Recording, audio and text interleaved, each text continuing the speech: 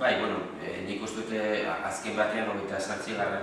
edizioaren aurrean gaude, eta hori argi eta garbi adierazten du, ibilbide luze hori adierazten du argi eta garbi nola getxon kulturarekiko sensibilitate berezi bat baldin badaukagu, antzerkerekiko ere sensibilitate hori egon badagoela eta erantzun egoki bat badagoela. Beraz, aurten jardunaldiak aurkezten ditugu, nik uste dut Iñakik ondo esan du, programaren bi ezaugarri nagusiak alde batetik aniztasuna da, azken batean publiko ezberdinetara ailegatu nahi dugu nolabait formazio anitz baten bitartez, eta bestaldetik kalitatea.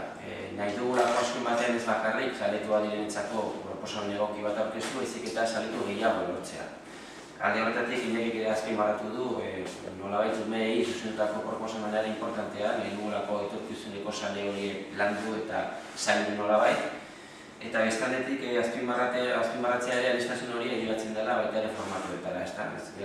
Lau esendatoki ezberdinetan planteatzen dugu programazioa eta nolabait antzerkiak ere ez bakarrik antxokietan, kasu eta musika eskolako antxoki polito honetan, baizik eta kaletan ere, plazetan ere egiten dira, eta baita ere kulturitzen algotakoa. Beraz, proposamen anitza eta proposamena kalitatezkoa, eta nolabait antzerkiaren magiarekin gozatzeko aukera berriz ere aurten zabalik dugu.